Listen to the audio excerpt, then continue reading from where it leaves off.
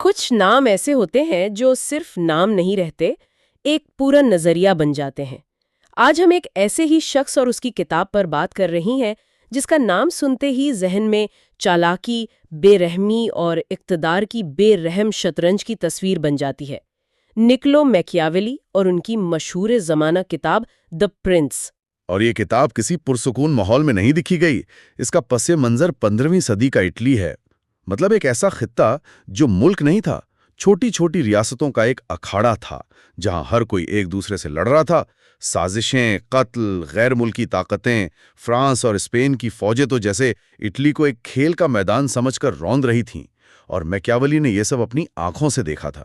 وہ کوئی فلسفر نہیں تھے، وہ ایک سفارت کار تھے جو اقتدار کے ایوانوں میں یہ سب ہوتا دیکھ رہے تھے۔ بالکل۔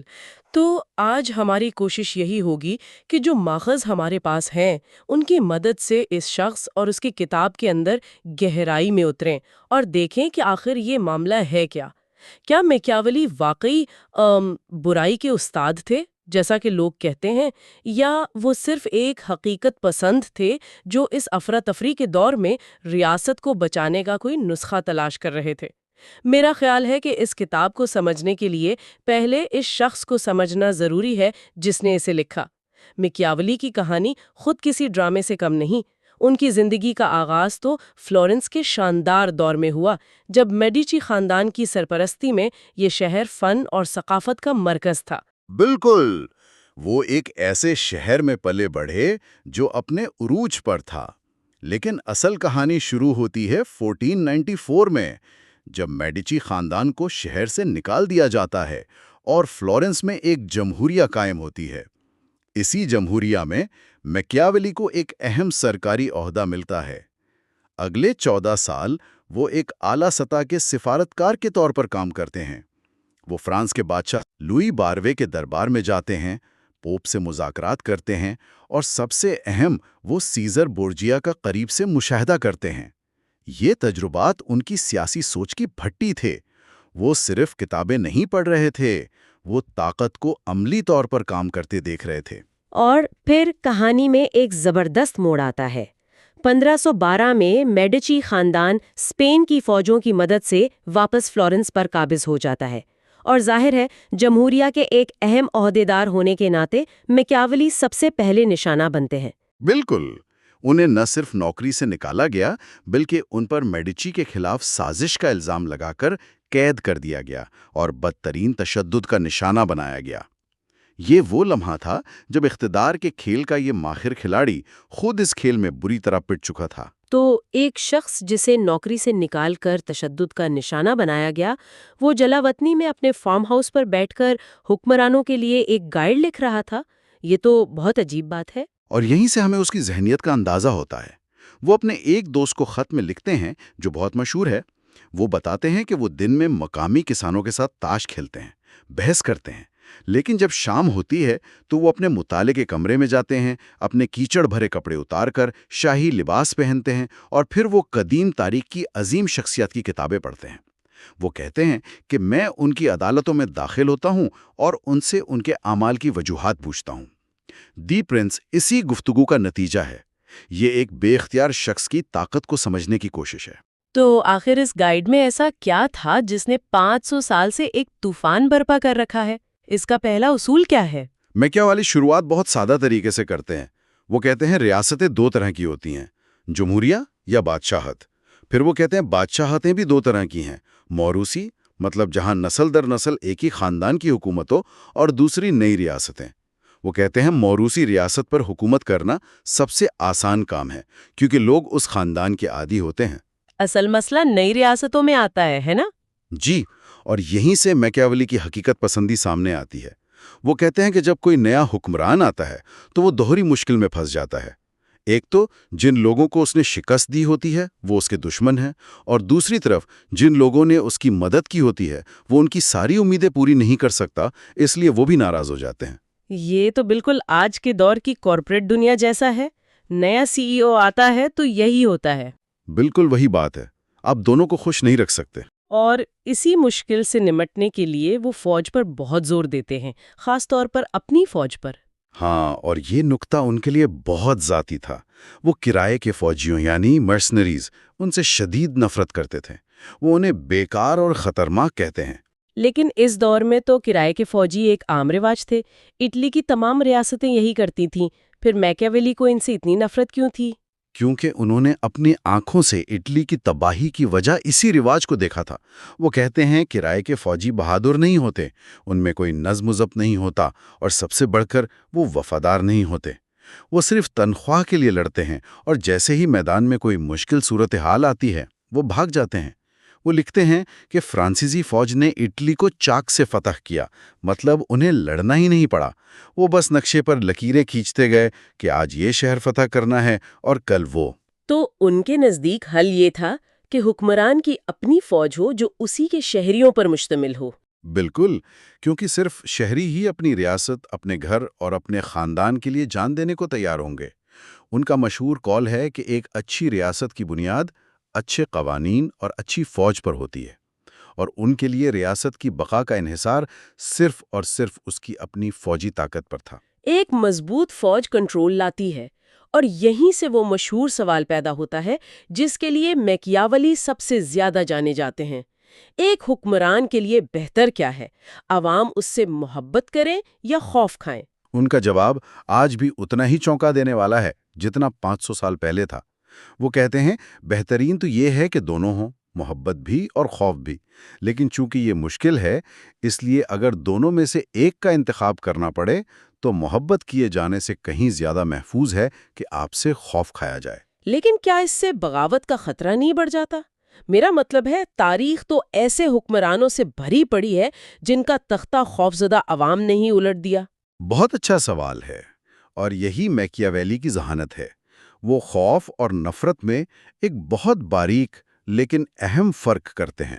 وہ کہتے ہیں کہ حکمران کو خوف ضرور پیدا کرنا چاہیے، لیکن نفرت سے ہر حال میں بچنا چاہیے۔ اچھا، خوف اور نفرت میں کیا فرق ہے؟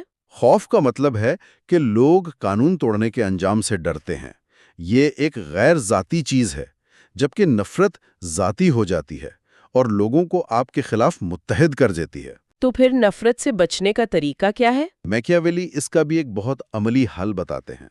وہ کہتے ہیں کہ نفرت سے بچنے کا سب سے آسان طریقہ یہ ہے کہ حکمران اپنے شہریوں کی جائیداد اور ان کی عورتوں سے دور رہے۔ اور پھر وہ اپنی وہ مشہور لائن لکھتے ہیں جو آج تک دہرائی جاتی ہے: انسان اپنے باپ کی موت کو جلد بھول جاتا ہے، لیکن اپنی وراثت کے نقصان کو نہیں بھولتا۔ یہ لائن تو واقعی انسان کو ایک لمحے کے لیے خاموش کر دیتی ہے۔ یہ انسانی فطرت کی کتنی تلخ تصویر ہے۔ بالکل، کیونکہ وہ انسانوں کو ویسا ہی دیکھتے تھے جیسے وہ ہیں، نہ کہ جیسا انہیں ہونا چاہیے۔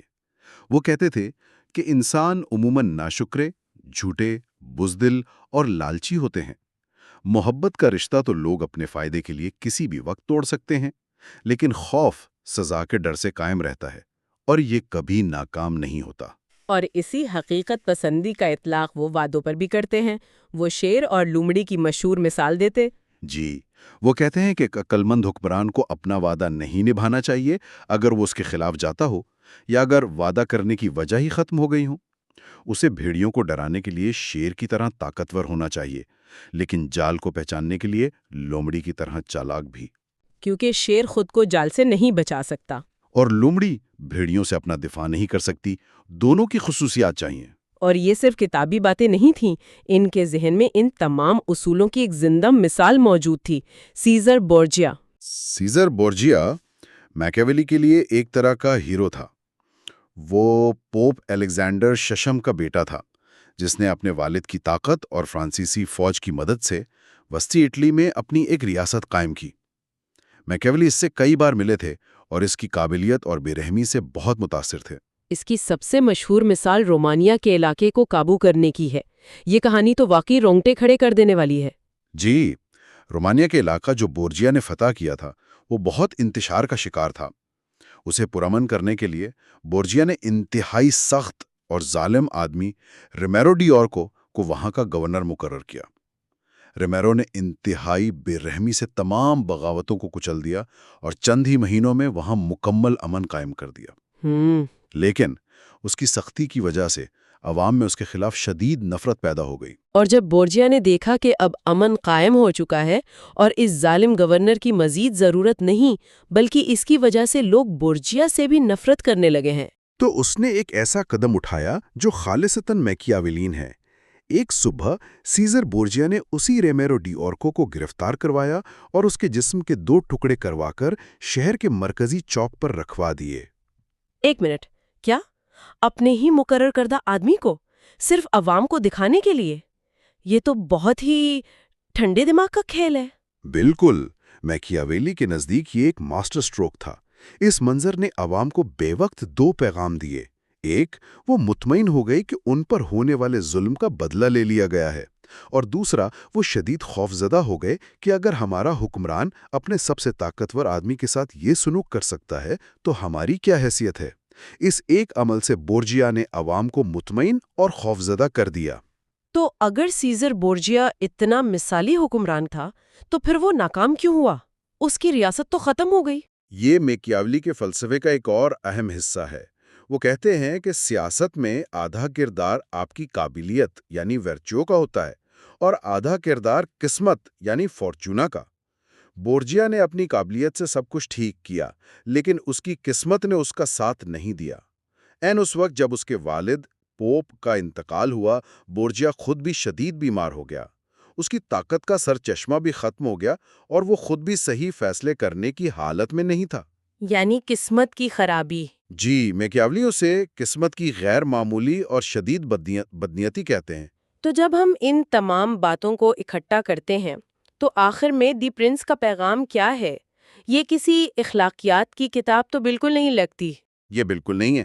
یہ طاقت کے حصول اور اسے برقرار رکھنے کے لیے ایک عملی دستور العمل ہے۔ میکیاویلی کی دلچسپی اس بات میں نہیں تھی کہ دنیا کیسی ہونی چاہیے، بلکہ اس میں تھی کہ دنیا کیسی ہے۔ وہ پہلے سیاسی مفکر تھے جنہوں نے اخلاقیات اور مذہب کو سیاست سے مکمل طور پر الگ کر دیا۔ ان کا کہنا تھا کہ ایک حکمران کی ذاتی اخلاقیات الگ چیز ہے اور ریاست چلانے کے اصول الگ۔ یعنی ریاست کا مفاد سب سے اوپر ہے، چاہے اس کے لیے حکمران کو ایسے کام بھی کرنے پڑے جو ذاتی زندگی میں گناہ سمجھے جاتے ہوں۔ بالکل، ان کے نزدیک حکمران کا سب سے بڑا فرض ریاست کو محفوظ اور مستحکم رکھنا ہے۔ اگر ریاست ہی نہیں رہے گی تو اخلاقیات، انصاف، امن، یہ سب باتیں بے معنی ہو جاتی ہیں۔ ان کے نزدیک سب سے بڑا گناہ ریاست کو کھو دینا ہے، اور ہم سننے والوں کے لیے یہ سوچنے کا سوال چھوڑ جاتے ہیں۔ آج 500 سال گزرنے کے بعد جب ہم جدید سیاست یا بڑی بڑی کمپنیوں کی بورڈ روم پالیٹکس کو دیکھتے ہیں تو کیا میکیاویلی کے نظریات فرسودہ ہو چکے ہیں، یا آج بھی اقتدار کے کھلاڑی انجانے میں اسی کتاب کے اصولوں پر عمل کر رہے ہیں؟ کیا ریاست کی بقا کے لیے اخلاقی اصولوں کو قربان کرنا ایک ضروری برائی ہے، یا یہ ایک ایسا خطرناک راستہ ہے جو بالآخر ہمیں انسانیت سے ہی دور لے جاتا ہے؟